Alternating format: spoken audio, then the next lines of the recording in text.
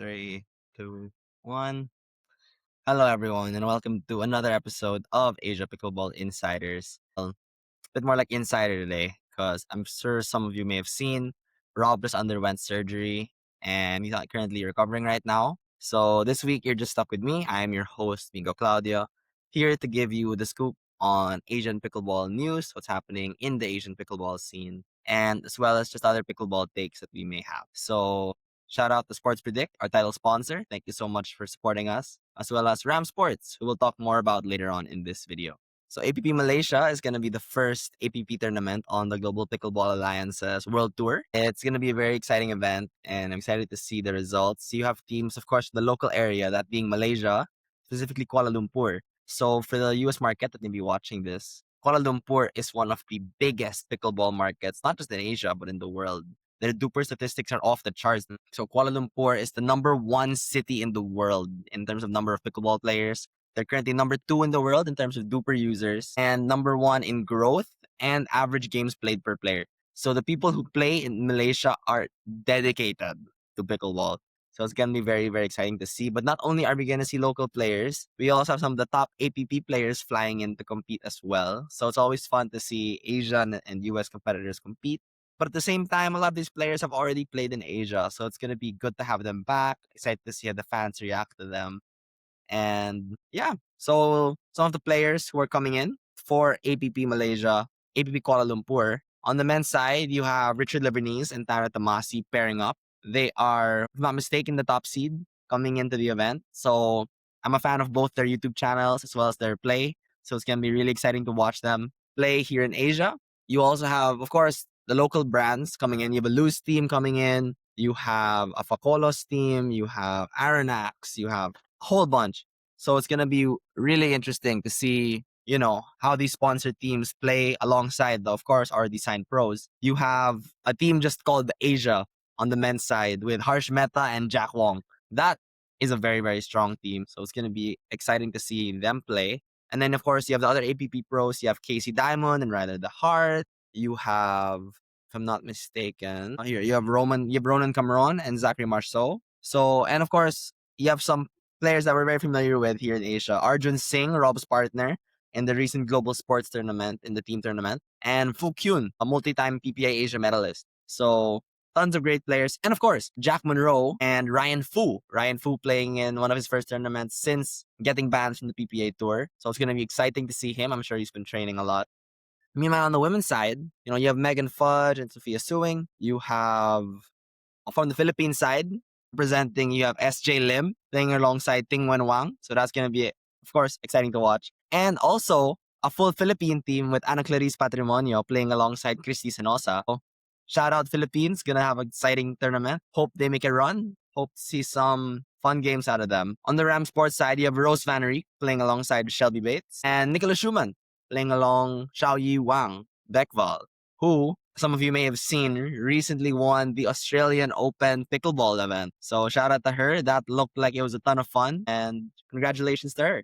So moving on from APP Malaysia, I have to just give a shout out to the Global Pickleball Alliance, because one of the comments me and Rob made on a previous podcast, citing our support for their world tour, but at the same time, there were some issues with the tiering of the events. A lot of them were tier 1 and tier 2, even the tournaments with significantly smaller prize pools. So we were trying to figure out how they would make their rankings legitimate in that sense. But actually, I've rechecked their website just today.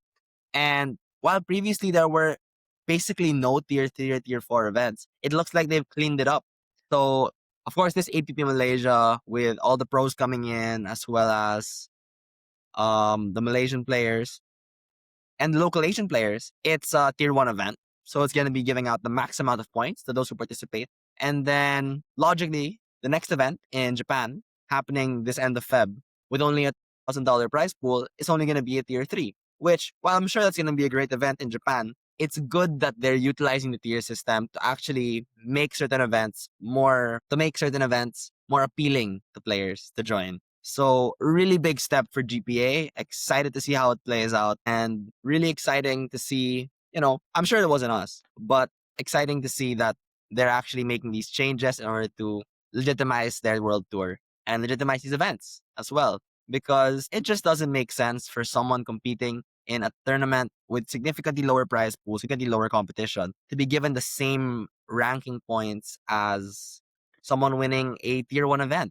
They got the system from tennis, and it only makes sense that they should apply it like tennis. With, of course, tennis, the most amount of points being the Grand Slams. And of course, every single pro is going to join those, making them more challenging to win. While recently in the Philippines, we get a WTA 125. And of course, that's not expected to give out the same number of points as a Grand Slam. But with the old system that was on the GPA website, that's what it was kind of looking like. So good to see them fixing things up. That brings us to the next part of this podcast. It's going to be a short one today because it's just me talking. Again, we're hoping to have Rob back soon. And also, we're planning to have a few guests coming on the next few weeks. So stay tuned while we're trying to keep things going while Rob's recovering. Meanwhile, we have some more kind of grassroots news in the Philippines. This is not going to affect every single region in Asia, but I think it's good insight into how other regions should view tournament directors, as well as a bit more grassroots scenes. And if you're part from the Philippines watching this, you're part of our Philippine audience, it's just kind of like a PSA to tournament directors as well as people joining tournaments. So we just concluded the PPL turn. The Philippines here just had the PPL tournament, the Philippine Pickleball League. And as someone who joined two events, it was a great event. I really enjoyed the pacing. I really enjoyed the coverage. I really enjoyed just the atmosphere and the competition. It was tons of fun. And it was definitely one of the bigger tournaments in regards to how many good players joined the event.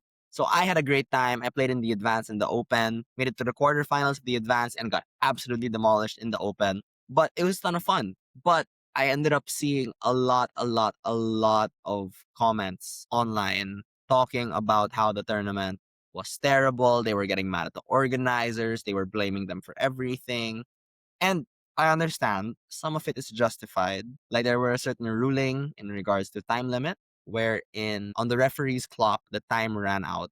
But on the head referee's clock on their app that they were using to monitor the tournament, he said there was still time left. This led to the team that was down when the time ran out to end up winning the game. And I'm not justifying that. I do believe that was an incorrect decision, and the tournament has acknowledged that that was the incorrect decision. So, I understand where people are coming from. But at the same time, no tournament is going to be perfect. There's always going to be mistakes. There's always going to be pitfalls. There are also people complaining about how they joined two events, but because the tournament was divided in two different locations, they ended up missing their matches. To those players, I just want to say the schedules were uploaded days before. It was said on their promotional materials that the intermediate and advanced divisions would be in two different venues at the same time. And we're still a growing nation for pickleball here in the Philippines.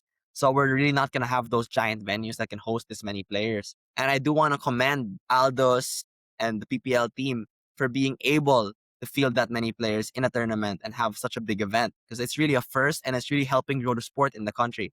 And that's really where I think things are going towards. And this is where I'm going with this point. It's that we're all trying to grow the sport of pickleball here.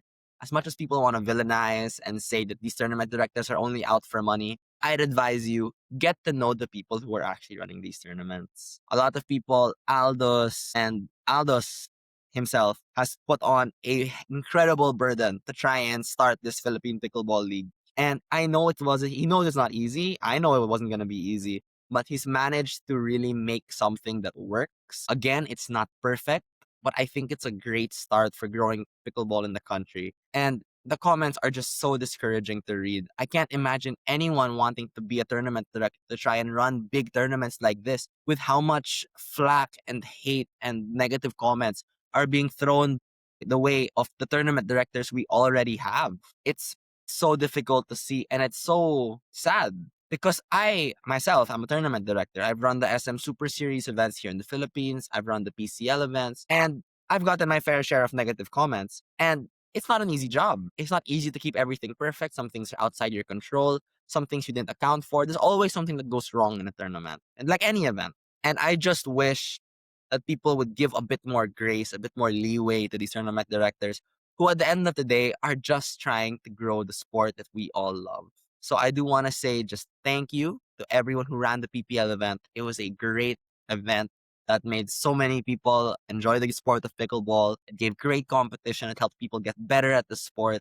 And I know that they're going to take what went wrong in this event and use it to improve moving forward. And for those commenting online, things aren't going to be perfect right away. You should have seen how tournaments were run the year prior and the year prior to that. The simple fact that my games were on time based on the schedule I was given is a massive step up from how it used to be a few years ago. So if you're just getting into pickleball now, if you're just competing, you have it good compared to how it was a few years ago. And I know that me and the other tournament directors are going to keep trying to improve, keep trying to give you better and better tournaments. And I hope you give us the chance to do that before placing negative comments. We understand criticism and we're open to it, but it should be constructive. And we'd really, really appreciate that. And speaking on tournaments, my last point today, it's a very short episode. I'm all alone. Sorry about that. Our last point is that I'm going to be running a tournament pretty soon. It's very last minute, but if you are a couple that plays pickleball together and you want something to join, Toby's Sports along with SM is going to be doing Hearts on the Hard Court. It's a couples only tournament. It's going to happen in SM MOA this Feb 15. We're going to have the course there on Feb 14 too. If you want to spend your Valentine's warming up, practicing, it's going to be in SM Mall of Asia. So for those in the Philippines who want something to do with your partner, you haven't planned the date yet, pickleball is the third person in your relationship. Feel free to sign up. Those links are going to be in the description of this video below. And it's going to be a great event. It's going to be very limited, only 16 teams because it's a one-day event. They only have 3 courts. And we don't want to keep people there all day. So, of course, they can have dinner with their significant other. So, sign up. It's going to be a fun event. Winners of that event actually get tickets to an Air Asia flight sponsored by SM. So, that's exciting. If I wasn't running it, I'd probably join. We'd probably lose, but I'm sure I'd have a lot of fun. So, sign up for that. And also, we will be launching a sports predict market for APP Malaysia. So sign up for that. We may be doing prizes specifically from our sponsor, Sports. So if you're looking for a great cheap paddle under $200, one that Rob's been competing with and playing very, very well with, check out the Ram Sports Typhoon at ramsports.com and use Rob's discount code ROB20 to get 20% off, making an already cheap paddle even cheaper. So that's it for this week's episode of Asia Pickleball Insider. Thank you so much for watching. We will miss Rob, but he will be back soon enough. So thank you for bearing with me. Thank you for watching, and we will see you next week.